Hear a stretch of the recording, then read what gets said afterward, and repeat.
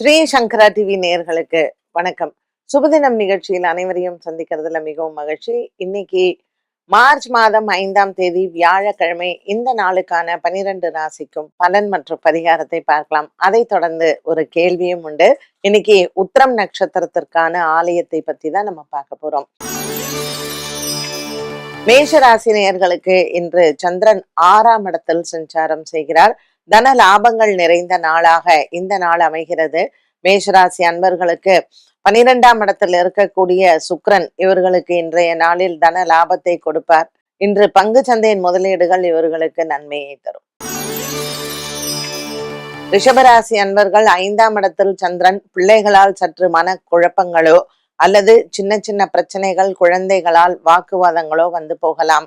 லாபத்தில் இருக்கக்கூடிய சனி பகவானும் சுக்கிர பகவானும் சேர்ந்து ரிஷபராசி நேயர்களுக்கு இன்று பங்கு சந்தையின் முதலீடுகள் நன்மையை தரும். குடும்பக்காரகன் புத பகவான் ராகுவுடனும் மற்றும் 5 குடைய புத பகவான் ராகுவுடனும் இருப்பதனால் இன்று பிள்ளைகள் இடத்திலேயும் குடும்பத்திலேயும் சற்று கவனமாக பேசுவது நல்லது. மிதுன ராசி அன்பர்கள், ராசிநாதன் புத பகவான் ராகு செவ்வாய் சூரியனுடன் இருப்பதனால் உடல் ஆரோக்கியத்தில் கவனம் தேவை. தோல் மற்றும் கழுத்து சம்பந்தப்பட்ட வலியோ அல்லது நரம்பு சம்பந்தப்பட்ட பிரச்சனைகளோ ஒரு சிலருக்கு உடல் உபாதைகள் கொடுப்பதோடு மட்டுமல்லாமல் உங்களுக்கு மருத்துவ செலவுகளையும் கொடுக்கலாம். ஆகவே உடல் நலனில் கவனம் செலுத்துவது நல்லது. மிதுன ராசி அன்பர்கள். கடகராசி அன்பர்கள், ராசிநாதன் சந்திரன் 3ஆம் இடத்தில் இருப்பதனால் தாயாரின் உடல் ஆரோக்கியத்தில் கவனம் தேவை. நீண்ட நாளாக இருந்து வந்த குடும்ப சௌக்கியங்கள் மற்றும் குடும்பத்தில் இருக்கக்கூடிய பிரச்சனைகளுக்கு இன்று தீர்வு காணலாம். உடன் பிறந்த சகோதர சகோதரிகளால் உங்களுக்கு சற்று மனக்குழப்பங்கள் வந்து போகும். சிம்மராசி அன்பர்கள், ராசிநாதன் சூரியன் ராகு மற்றும் செவ்வாய் புதனுடன் இருப்பதனால் வயிறு சம்பந்தப்பட்ட பிரச்சனைகள் ஒரு சிலருக்கு பாதிப்புகளை கொடுக்கலாம். இன்றைய நாளில் இந்த சிம்மராசி அன்பர்களுக்கு குடும்பத்தில் கணவன் மனைவி ஒற்றுமையிலேயும் சின்ன கலக்கங்களோ அல்லது குழப்பங்களோ வரும். இன்றைய நாள் சிம்மராசி அன்பர்கள் குருவாரமாக இருப்பதனால் இன்று நவக்கிரக குருவை வழிபாடு செய்யவும். கன்னிராசினியர்களுக்கு ராசியில் சந்திரனும் 7ஆம் இடத்தில் சனி மற்றும் சுக்கிரனின் சஞ்சாரம் அமைந்துள்ளது. இன்று கன்னிராசி அன்பர்களுக்கு மன நிறைவான நாளாகவே இருக்கும். குடும்பத்தில் இருக்கக்கூடிய பிரச்சனைகள் தீர வாய்ப்புகள் உண்டு. உங்கள் பிள்ளைகள் மூலமாக உங்களுக்கு நன்மைகள் நடக்கவும் வாய்ப்புகள் இருக்கும். கன்னிராசி நேயர்களுக்கு இன்று குடும்ப சௌக்கியங்கள் அதிகரிக்கும். துலாம் ராசி அன்பர்கள், நண்பர்களால் நன்மைகள் உண்டு. 5ஆம் இடத்தில் இருக்கக்கூடிய கிரக சஞ்சாரம் பிள்ளைகளால் மன வருத்தங்களும் பிள்ளைகளுக்கான மருத்துவ செலவுகளும் வந்து போகலாம். வேலை இடத்தில் நீங்கள் கவனமாக இருப்பது நல்லது. வாக்குவாதங்களை தவிர்க்கவும். விருச்சிக ராசி நேயர்களுக்கு அலைச்சல்கள் அதிகமாக இருக்கும். இன்று சந்திரன் லாபத்தில் இருப்பதால் மன நிம்மதி கிடைக்கும். இன்று குரு பகவான் 8ஆம் இடத்தில் இருப்பது தேவையில்லாத வம்பு வழக்குகள் மற்றும் கோர்ட் பிரச்சனைகள், இது போன்ற இழுபறியில் இருக்கக்கூடிய விஷயங்கள் மனதிற்கு குழப்பத்தை தரலாம். விருச்சிக ராசி அன்பர்களுக்கு மனதில் இருக்கக்கூடிய குறைகள் தீரும். தனுசு ராசி நேயர்களுக்கு 7ஆம் இடத்தில் இருக்கக்கூடிய குரு பகவானின் சஞ்சாரம் சற்று குடும்பத்தில் கணவன் மனைவி ஒற்றுமையை அதிகரிக்கும்.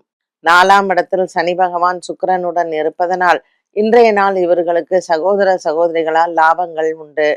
10ஆம் இடத்தில் சந்திரனின் சஞ்சாரம் அலைச்சலை கொடுக்கும். குடும்பத்தில் உடல் ஆரோக்கியத்தில் கவனமாக இருப்பது நல்லது. உங்களினுடைய தகப்பனாருக்கு. மகர ராசி அன்பர்களுக்கு அலுவலக வேலைகளில் மாற்றங்களை எதிர்பார்க்கலாம். குடும்ப சூழ்நிலைகளில் இருக்கக்கூடிய பிரச்சனைகள் தீரும். இன்று உங்களினுடைய உயர் அதிகாரிகளினால் அலுவலகத்தில் பாராட்டுகளை பெறலாம். அலைச்சல்களும் மற்றும் ஆன்மீக பிரயாணங்கள் ஒரு சிலருக்கு ஏற்படும். கும்பராசி நேயர்கள், அவிட்டம் சதயம் நட்சத்திரக்காரர்களுக்கு சந்திராஷ்டம தினமாக அமைகிறது. இன்று இந்த கும்பராசி அன்பர்களுக்கு மனக்குறைகள் இல்லை. ஒரு சிலருக்கு இன்றைய நாளில் பல நாட்களாக இருந்து வந்த மருத்துவ செலவுகள் குறையும். அரிசி தானம் செய்து இன்று அம்பாள் சன்னதியில் அர்ச்சனை செய்து கொள்ள சந்திராஷ்டம தோஷங்கள் நிவர்த்தியாகும். மீனராசி நேயர்கள், சுக்கிர பகவானின் சஞ்சாரம் மீனராசி நேயர்களுக்கு தன லாபத்தை கொடுக்கும். இன்று பூர்வ புண்ணிய பலத்துடன் இந்த நாள் அமைகிறது. குடும்பத்தில் இருக்கக்கூடிய ஒரு சில குறைகள் இன்றைய நாளில் தீரும். மீனராசி அன்பர்களுக்கு பல நாட்களாக இருந்து வந்த ஒரு மன போராட்டத்திலிருந்து நீங்கள் வெளிவரலாம். அலுவலகம், வேலை ஆகியவற்றில் மன நிம்மதி கிடைக்கும். 12 ராசிகளுக்கும் உண்டான பலன் மற்றும் பரிகாரத்தை பார்த்தோம். இந்த நாளுக்கான கேள்வியை பார்க்கலாம். உத்திரம் நட்சத்திரத்தில் பிறந்தவர்கள் வணங்க வேண்டிய ஆலயம் எது? உத்திர நட்சத்திரத்திற்காக ஒரு அருமையான கோவில் சொல்லியிருக்காங்க. திருச்சி மாவட்டத்தில் இடையாற்று மங்கலம் அப்படிங்கிற இடத்துல இருக்கக்கூடிய மாங்கல்யேஸ்வரர். இந்த ஆலயத்துல உத்திர நட்சத்திரக்காரர்கள் மட்டுமல்ல, எல்லாருமே போகலாம். அதுவும் முக்கியமா இன்றைய காலகட்டத்தில் எல்லாருமே போய் பார்க்க வேண்டிய ஒரு அற்புதமான கோவில். ஒரு 1000 வருஷம் பழமை வாய்ந்தது. இங்க ஸ்தல விருட்சம் பாத்தீங்கன்னா பவழமல்லி தான் இங்க ஸ்தல விருட்சம். இவருடைய மூலவருடைய பெயர் மாங்கல்யேஸ்வரர்னு பேரு. அம்பாள் மங்களாம்பிகை. இங்க உற்சவருக்கு சோமஸ்கந்தர் அப்படிங்கிற பெயர். இந்த ஆலயத்துல என்ன விசேஷம் அப்படின்னு கேட்டீங்கன்னா, நம்ம திருமண பத்திரிகையில முதல்ல ஒரு படம் போடுறோம் இல்லையா? ஒரு மணப்பெண்ணும் ஒரு மணமகனும், இத சிவனாகவும் பார்வதியாகவும் இல்ல பெருமாள் தாயாராக நம்ம படம் போடுறோம். இந்த படம் போடக்கூடிய வழக்கமும் ஒவ்வொரு பத்திரிகை அடிக்கும் பொழுதும் இந்த ஆலயத்தில் இருக்கக்கூடிய மாங்கல்ய மகரிஷியை நம்ம வணங்க வேண்டும் அப்படிங்கிறது இந்த கோவிலினுடைய ஒரு அற்புதமான விஷயம். நம்ம கல்யாணங்கள்ல எல்லாம் கையில அக்ஷதை கொடுத்து ஆசீர்வாதம் பண்றோம் இல்லையா? அப்படி ஒவ்வொருத்தரும் கையில அக்ஷதை எடுத்து அந்த கோவில்ல நம்ம கல்யாணங்கள்ல ஆசீர்வாதம் பண்ணும் பொழுது மனதளவுல இந்த மாங்கல்ய மகரிஷியை வணங்க வேண்டுமாம். இது முறையாம். இது யாருக்கெல்லாம் தெரியலையோ இன்னைக்கு தெரிஞ்சுக்கோங்க. ஏன்னா கல்யாணம் நடக்குது, அது சுமூகமாக நடக்கணும், சண்டை இல்லாம இருக்கணும். ஏன்னா இன்னைக்கு காலகட்டத்துல நிச்சயதார்த்தம் ஆகி நிறைய பேர் வீட்டுல நின்னு போயிடுறது. சோ இந்த மாங்கல்ய மகரிஷியை மானசீகமாக பிரார்த்தனை செய்து கொண்டு எங்க வீட்டுல கல்யாண தடங்கல்கள் இருக்கக்கூடாது அப்படின்னு வேண்டிக்கலாம். கல்யாண பத்திரிகை அடிச்சத உடனே இங்க இருக்கக்கூடிய இந்த மாங்கல்ய மகரிஷிட்ட அவர் ஆசீர்வாதம் பண்ணால் அந்த திருமணம் நன்றாக நடக்கும். அதற்கு பின்னாடி கல்யாண பொண்ணையும் மாப்பிள்ளையும் கூட்டிட்டு அங்க ஆசீர்வாதம் வாங்குவது வழக்கமாக இருக்காம். அதனால கண்டிப்பாக திருமண தடை இருக்கிறவங்க உத்திர நட்சத்திரத்துல இந்த ஆலயத்திற்கு இதை செய்யணுமாம்.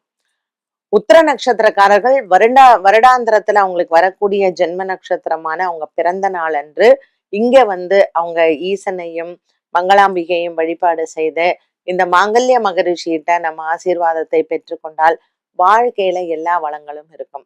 இதை விட அடுத்தது ஒரு சிறப்பு என்ன? கால் வலி இருப்பவர்கள் இந்த ஆலயத்தில் சிவபெருமானுக்கு அபிஷேகம் செய்து வஸ்திரம் சாத்தி அர்ச்சனை செய்தால் அந்த கால் சம்பந்தப்பட்ட பிரச்சனைகள் இருக்காதாம். பாருங்க, நமக்கு தெரியாத ஆலயங்கள், தெரியாத விஷயங்கள் எவ்வளவு இருக்கு இல்லையா? நம்ம முன்னோர்கள் என்ன அழகான இந்த மாதிரி சிவன் ஆலயங்கள்லாம் பிரதிஷ்டை பண்ணியிருக்காங்க. ஒவ்வொரு இடத்திலேயும் அந்த ஆலயத்திற்கான ஒரு சிறப்பையும் கொடுத்து அங்க சில மகரிஷிகள், சில முனிவர்கள் அவங்க தபஸ் பண்ணி அந்த இடத்திற்கு ஒரு பலத்தையும் கொடுத்திருக்கிறாங்க. அப்படி மாங்கல்ய மகரிஷி இந்த இடத்துல நம்ம போய் அவரை வணங்கினால் நமக்கு வாழ்க்கையில் எல்லாமே மங்களமாக நடக்கும் அப்படிங்கிறது தான் இந்த ஆலயத்தினுடைய சிறப்பு. உத்திர நட்சத்திரக்காரர்களுக்கு மட்டுமல்லாமல் பொதுவாகவே நம்ம எல்லாருமே இந்த ஆலயத்திற்கு ஒரு முறை வருடத்துல போய் தரிசனம் செய்து விட்டு வந்தால் கணவன் மனைவி ஒற்றுமை ரொம்பவுமே நல்லா இருக்கும். அப்புறம் இந்த சம்பந்தி சண்டை அது வரவே வராது.